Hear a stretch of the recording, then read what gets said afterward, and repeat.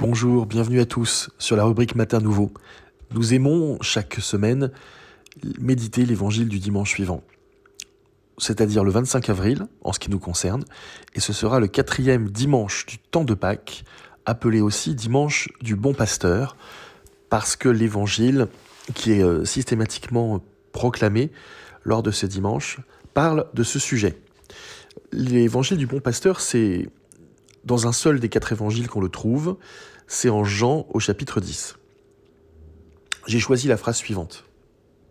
« Voici pourquoi le Père m'aime, parce que je donne ma vie pour la recevoir de nouveau. » C'est quelque chose qui peut paraître surprenant, parce que nous avons, dans nos cultures, dans nos éducations, l'idée reçue, qui nous imprègne complètement, que lorsque nous donnons quelque chose, nous nous appauvrissons de ce que nous donnons. C'est d'ailleurs la raison pour laquelle nous avons parfois du mal à donner de l'argent, du temps, même de l'amour. Nous avons l'impression, parce que c'est ainsi qu'on nous a élevés, que donner c'est s'appauvrir, c'est prendre sur soi, prendre dans ses réserves. Alors c'est vrai que dans un premier temps, quand on y regarde un peu plus près, c'est souvent ce qui se passe. Lorsque nous donnons, nous puisons en nous, dans nos réserves, quelles qu'elles soient, pour offrir quelque chose qui nous appartient. Mais il y a là, dans l'évangile du bon pasteur, un pari qui est fait par Jésus. Et ce pari, il parle non seulement de la vie humaine et d'une vie qu'on peut espérer meilleure, la meilleure possible, mais il parle aussi de Dieu. Voilà pourquoi. Tout d'abord, Jésus fait l'expérience, lui, dans sa propre vie, dans ses 3 ans de vie publique, et puis probablement avant, mais ça nous ne le savons pas, mais on peut le supposer, que la vie est circulation.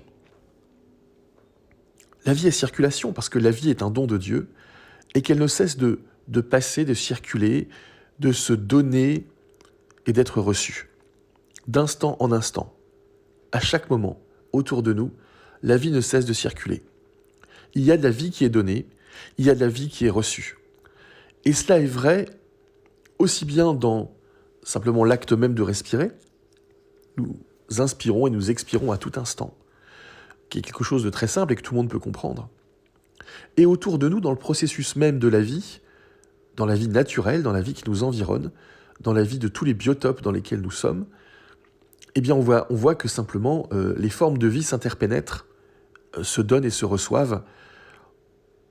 On voit en ce moment avec le printemps, par exemple, c'est un exemple parmi tant d'autres, qui est extrêmement précieux. On voit tout le processus de transmission de la vie qui se fait à partir notamment des abeilles, et on voit très bien que, à travers ce processus, elles prennent tout autant qu'elles donnent. Il en va de même pour nous. Lorsque j'ai l'occasion de donner de moi-même, de puiser dans mes réserves à quelqu'un qui en a réellement besoin, et que cette personne, se nourrissant de cet apport, revient un peu plus à la vie, retrouve des forces, de l'énergie, ou même simplement si elle n'est pas en état de témoigner, qu'elle revit un peu plus, mais que simplement elle exprime par tout son être que quelque chose a été touché au plus profond d'elle-même, même si elle le montre d'une façon maladroite, voire même extrêmement pudique. On peut sentir, on peut constater que la vie, à travers le don que nous avons fait de nous-mêmes, en donnant de notre temps, de notre réconfort, de nos moyens, la vie est passée à travers nous et a touché un autre être. Et un peu de cette vie a été déversée en son âme.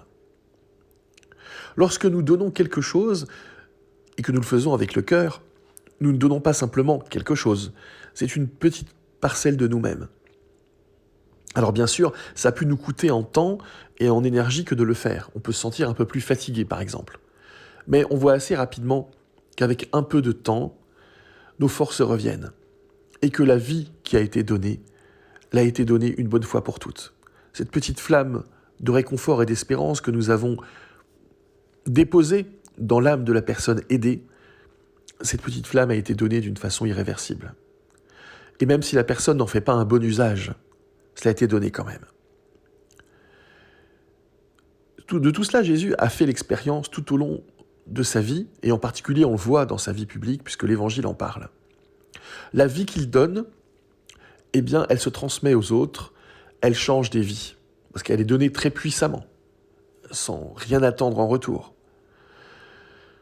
C'est une vie qui est puisée aux sources mêmes des origines de la vie.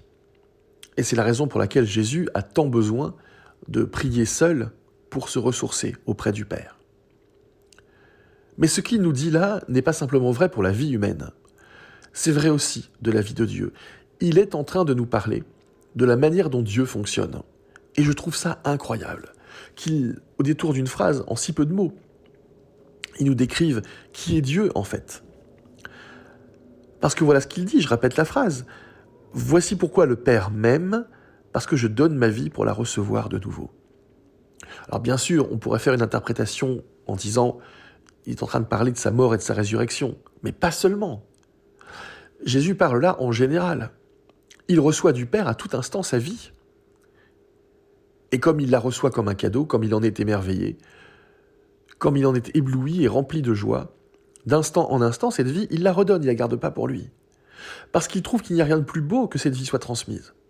Et de fait, on peut relire à cette lumière tous ces passages tirés du prophète Isaïe, qu'on retrouve par exemple au début de l'évangile de Luc. « L'Esprit de Dieu m'a consacré, il m'a envoyé porter la bonne nouvelle, libérer les captifs, relever ceux qui étaient à terre, etc. etc. » C'est exactement cela.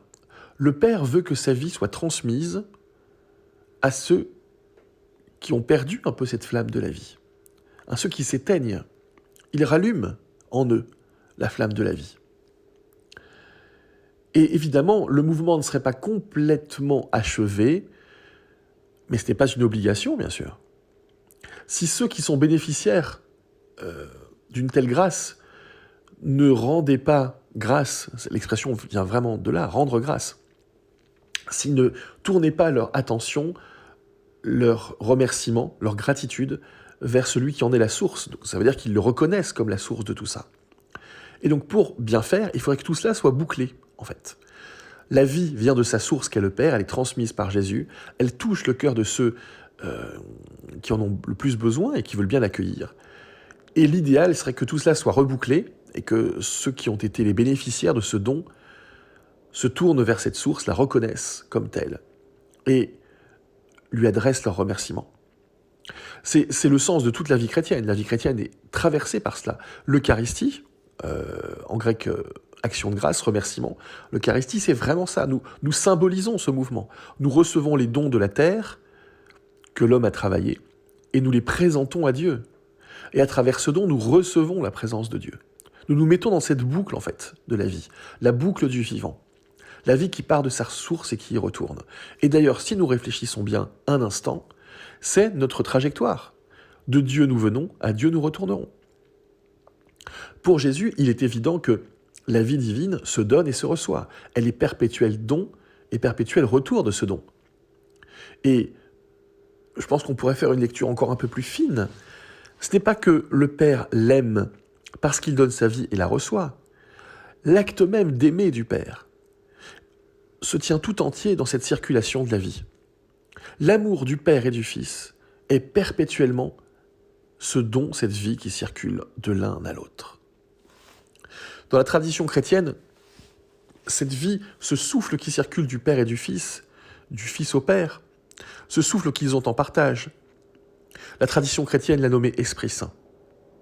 Et c'est cet Esprit Saint qui est à l'œuvre dans les sacrements, par exemple, dans l'inspiration que nous recevons chaque jour, dans tout ce qui nous pousse à vivre comme des vivants.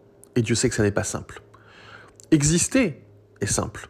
Vivre comme des vivants, en goûtant pleinement la sève de la vie, même lorsque c'est difficile, et surtout lorsque c'est difficile, ça demande de vivre une vie en conscience, et c'est beaucoup plus compliqué. Mais peut-être que la vie chrétienne est précisément là pour nous ouvrir cette porte. En tout cas, cela nous est offert.